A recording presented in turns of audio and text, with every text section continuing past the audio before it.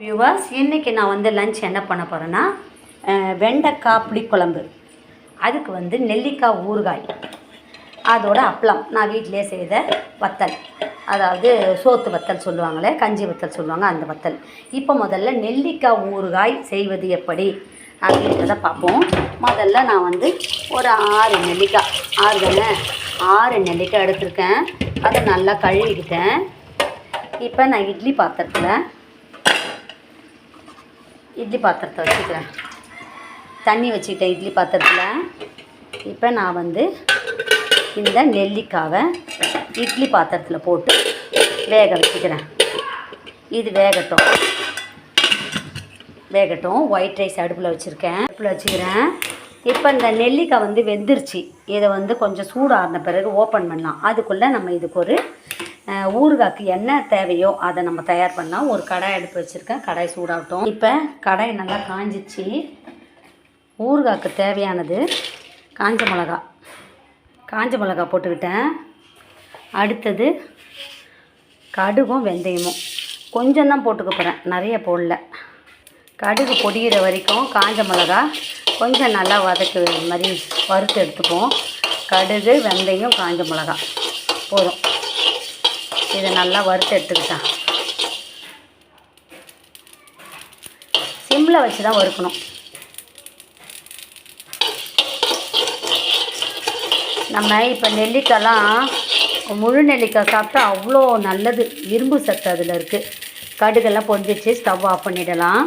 இப்போ முழு நெல்லிக்காய் அந்த மாதிரி நிறைய நம்ம வாங்கிட்டு வந்துட்டு செய்தோன்னா ஊறுகாய் மாதிரி செய்து வச்சுக்கிடலாம். இப்போ இதை பாருங்கள், இப்போ நான் நெல்லிக்காவை இந்த தண்ணியும் வேஸ்ட் ஆகலை. இப்போ இதை எடுத்து ஒரு தட்டில் எடுத்துக்கிறேன். நீங்கள் இந்த மாதிரி நெல்லிக்காவை செய்து சாப்பிட்டு பாருங்கள், அவ்வளோ நல்லாயிருக்கும், உடம்புக்கு அவ்வளோ நல்லது. இதையே நம்ம இனிப்போடையே செய்யலாம். இந்த நெல்லிக்காய் இனிப்பு வேக வச்சுட்டு சர்க்கரை பாகில் போட்டு ஒரு பாத்திரத்தில் எடுத்து வச்சுக்கிட்டா அது அவ்வளோ நல்லது, சத்து. இப்போ வந்து இந்த ஒரு நெல்லிக்காய் வந்து 24 ஆப்பிளுக்கு சமம்னு சொல்லுவாங்க. அதனால் நெல்லிக்காய் அவ்வளோ நல்லது உடம்புக்கு. இது பாருங்கள், நான் இந்த கடாயில் போட்டுக்கிறேன். ஈஸியாக வந்துச்சு பாருங்கள், கொட்டெல்லாம் அதில் போட்டு இப்போ எல்லாத்தையும் ஒன்றா மிக்ஸி ஜாரில் போட்டு பாருங்கள்.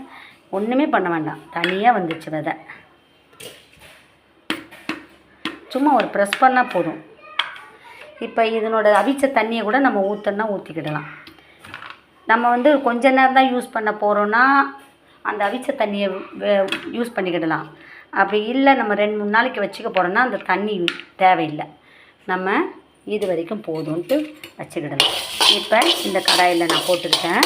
நான் கல்லுப்பு போட்டுக்கிறேன். இந்த சூட்லேயே வெந்துருச்சு. கல்லுப்பு போட்டுக்கிறேன். போட்டு அதையும் கொஞ்சம் லைட்டாக சூட்லேயே வறுத்து எடுத்துக்கிறேன். இப்போ இது எல்லாத்தையும் ஒன்றா போட்டு நான் மிக்ஸி ஜாரில் அரைக்க போகிறேன். நல்லா பரப்பரன்னு ஒன்றும் பாதியமாக அரைச்சிக்கலாம். அப்படியே நல்லா நைஸாலாம் அரைக்கக்கூடாது, ஒன்றும் பாதியமாக அரைச்சா போதும். நல்லெண்ணெய் தான் ஊற்றிக்கிடணும். நான் வந்து நல்லெண்ணெய் ஊற்றலை, கடுகு போட்டுக்கிட்டேன். கொஞ்சம் பெருங்காயத்தூள் போட்டுக்கிடுறேன். அரைச்சி வச்ச ஊறுகாய் இதில் போட்டுக்கிட்டேன்.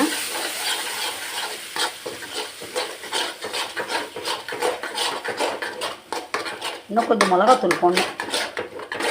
ஊறுகாய்னாலுமே நல்லெண்ணெய் தான், ஆனால் நான் வீட்டில் இருக்க சமையல் எண்ணெய் யூஸ் பண்ணிக்கிட்டேன். காரம் போதும். இது வந்து ஊறுகாய்னா நம்ம 1 மாதம் 2 மாதத்துக்கு வச்சுக்கிறது தான் ஊறுகாய். நான் வந்து ஒரு 2 நாளைக்கு தான் வச்சுக்க போகிறேன்.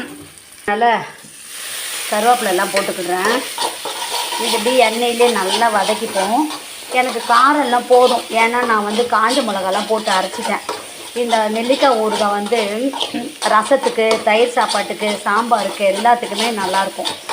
ஈவன் தோசை இட்லி இருந்தால் கூட நம்ம அதில் வச்சு தொட்டு சாப்பிட்டுக்கிடலாம். சுவையான முழு நெல்லிக்காய் ஊறுகாய் தயாராகிடுச்சு. சாப்பிட்டு பார்ப்போம். செம்ம டேஸ்ட்டு. போதும், காரம் போதும். மிளகாத்தூள்லாம் தனியாக போட தேவையில்லை, ரொம்ப காரமாக இருந்தாலும் நல்லா இருக்காது. சுவையான நெல்லிக்காய் ஊறுகாய். எண்ணெய் நல்லா பிரிஞ்சு வரட்டும். இது அப்படியே ஒன்றும் பதியமாக தரன்னு அரைச்சாதான் நல்லாயிருக்கும். பரப்பரன்னு அரைக்கணும். அப்படியே நல்லா நெய்ஸெல்லாம் அரைக்கக்கூடாது. இப்போ சுவையான நெல்லிக்காய் ஊறுகாய் தயாராகிடுச்சு. இது சேர்த்தேன், இந்த நெல்லிக்காய் ஊறுகாய் சேர்த்தேன். இப்பொழுது வந்து அடுப்பு பற்ற வைக்கிறேன். வெண்டைக்காய் புளிக்குழம்பு அடுப்பு ஆன் பண்ணிக்கிட்டேன். இந்த வெண்டைக்காய் அரிஞ்சிக்கிட்டேன். சாம்பார் வெங்காயமும் வெண்டைக்காயும் அரிஞ்சிக்கிட்டேன். இப்போ நான் சாம்பார் வெங்காயத்தை கொஞ்சம் மிக்ஸி ஜாரில் போட்டு அரைச்சிட்டு வரேன். கொஞ்சம் பெரிய பெரிய சாம்பார் வெங்காயத்தை நான் இதை வந்து மிக்ஸி ஜாரில் போட்டு அரைச்சிட்டு வரேன். ஒரு 2 தக்காளி போட்டு அரைச்சிக்கிடுறேன். 2 தக்காளி, ஒரு தக்காளி கூட போதும். இந்த ஒரு தக்காளியும் வெங்காயத்தையும் போட்டு அரைச்சிட்டு வரேன். அதுக்குள்ளே கடாய் சூடாகட்டும். அரைச்சிட்டு வந்துட்டேன். இப்போ கடாய் சூடாகுது. கருவேப்பிலை கழுவி வச்சுக்கலாம். ஒரு கொத்து கருவேப்பிலை.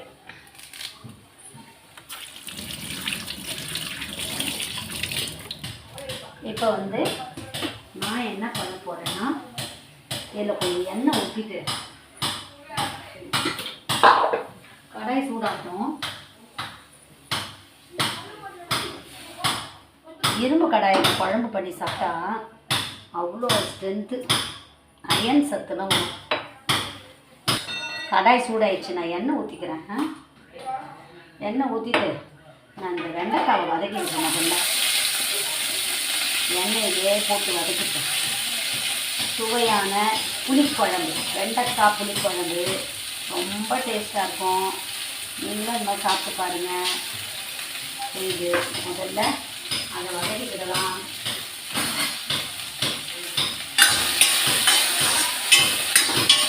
இது கனமான பாத்திரம் அடுப்பில் வச்சா தான் அசையாமல் இருக்குது.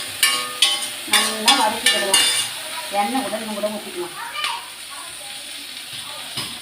நல்லா வதக்கிக்கிடலாம். வதக்கிட்டு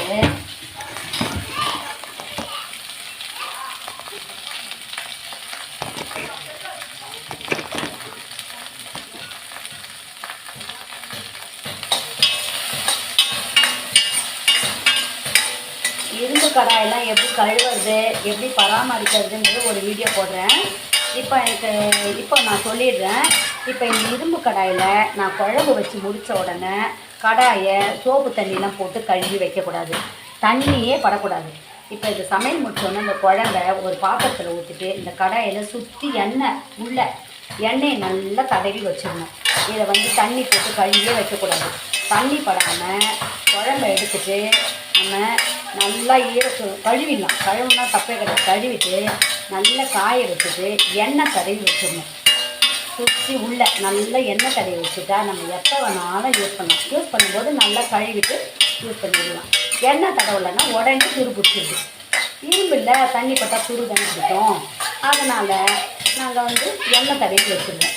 ஆனால் இந்த இரும்பு கடாயில் சமைக்கிறது உடம்புக்கு ரொம்ப நல்லது. அதில் சமைச்சு சாப்பிட்றது. இரும்பு கடாய், மண் சட்டி, மண் பாத்திரம் இதில் தான் நம்ம சமையல் பண்ணி சாப்பிட்லாம். ரொம்ப நல்லது. இப்போ இதை நான் நல்லா எண்ணெயில் போட்டு நல்லா வதக்கிடுவேன்.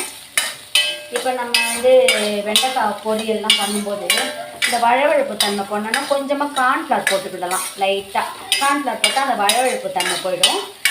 வெண்டைக்காய் வந்து டேஸ்ட்டாகவும் இருக்கும்.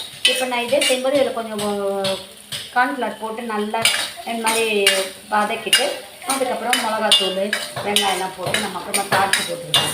இப்போ நான் இதை வதக்கிட்டேன். வதக்கினது போதும். இனிமேல் வெண்டைக்காய் புளிக்குழம்பு பண்ணுறது அப்படின்றத பார்ப்போம். இப்போ நான் ஒரு பாத்திரத்தில் இதை எடுத்து வச்சுருக்கேன். நல்லா வதக்கணும். இப்போ நான் இதை வந்து ஒரு பாத்திரத்தில் எடுத்து வச்சுக்கிடுறேன். வெட்டிட்டேன். போதும் வதங்கினது. இனிமேல் நான் வந்து எண்ணெய் ஊற்றிக்கிடுறேன்.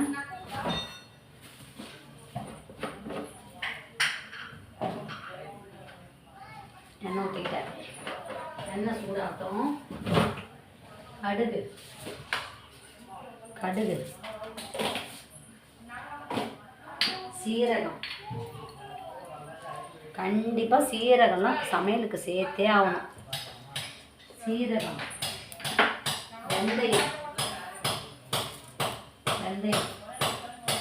இப்போ நான் வந்து சாயந்தரம் பாதாம் மில்க்கு பண்ண போகிறேன். அதனால் பாதாம் மில்க்குக்கு இவ்வளோ பாதாம் பருப்பு ஊற போட்டுக்க போகிறேன். ஊற போட்டுட்டு பாதாம் மில்க் பண்ணி சாப்பிட்லான்னு பார்க்குறேன்.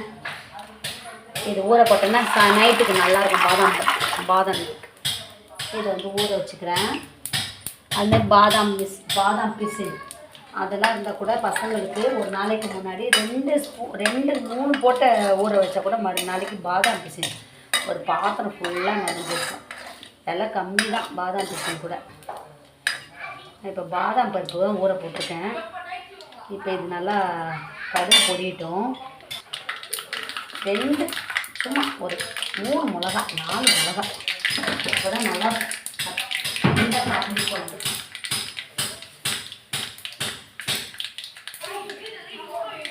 இப்போ ஒரு 4 பூண்டு நல்லா நசுக்கி போட்டுக்கலாம். முதல்ல வெங்காயத்தை போட்டுப்போம். கடுகு பொடிஞ்சிச்சு. சாம்பார்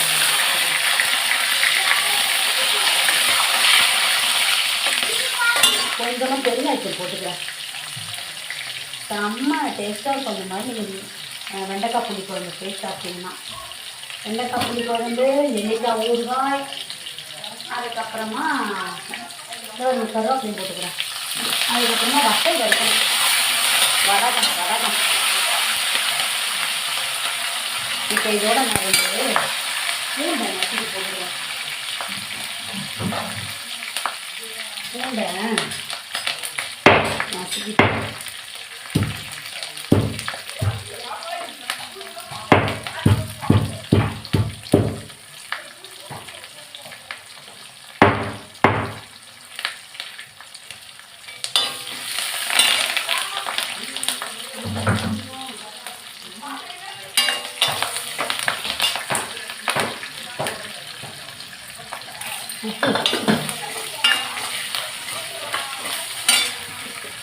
அரைச்சி வச்ச தக்காளி, சாம்பார், வெங்காயம்,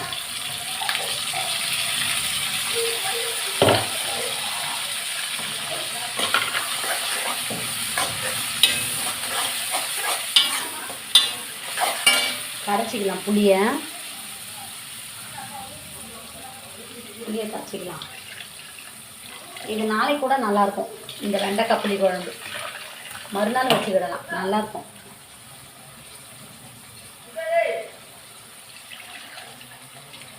புளி கரைச்சிட்டேன்.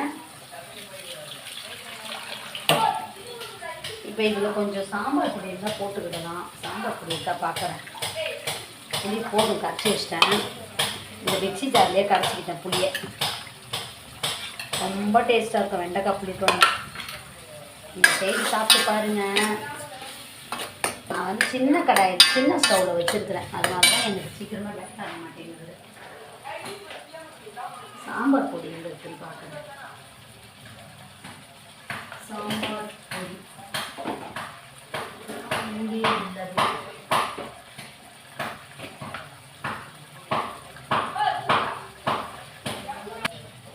இது இரும்பு கடாயில் பண்ணாலுமே குழம்பே கலர் மாட்டேன். சாம்பார் பொடி போட்டுக்கிறேன்.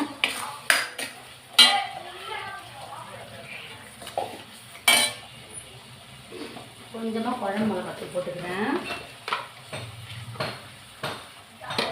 அடுத்தது இதை வதக்கிக்கிடலாம். வெண்டைக்காய் போட்டுக்கிடலாம். மிக்ஸ் பண்ணிக்கிடலாம். புளியை ஊற்றிக்கிடலாம்.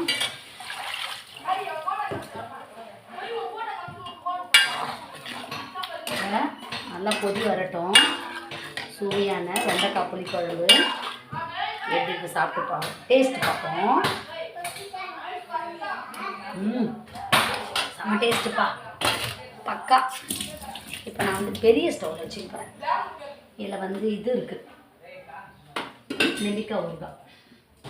இப்போ நான் வந்து இதை பெரிய ஸ்டவ்வில் வச்சுக்கிறேன். அப்போ வேகமாக வேலை ஆகும்.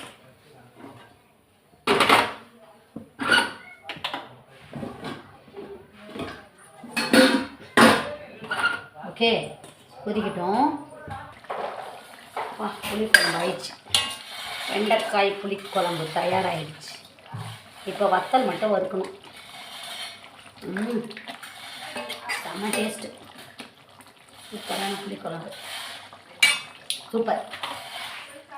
ஸ்டவ் ஆஃப் பண்ணி வத்தல் வறுத்துக்க போகிறேன். கஞ்சி வத்தல், சோத்து வத்தல். சாதம் மீந்துருச்சு, அதில் நான் வத்தல் செய்தேன், காய வச்சிட்டேன்.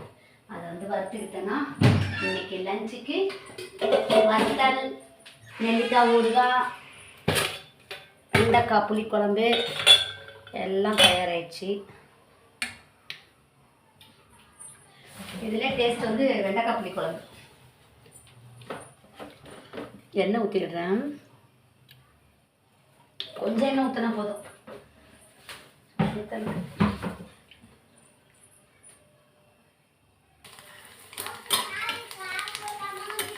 சரி சரி.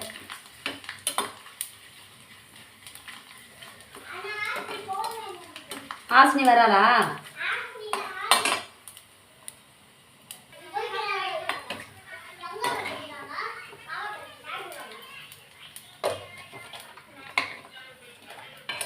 Lunch ready. உங்களுக்கு இந்த லஞ்ச் பிடிச்சா சேனலை லைக் பண்ணுங்கள், ஷேர் பண்ணுங்கள், சப்ஸ்கிரைப் பண்ணுங்கள். நீங்களும் இந்த மாதிரி செய்து சாப்பிட்டு பாருங்கள்.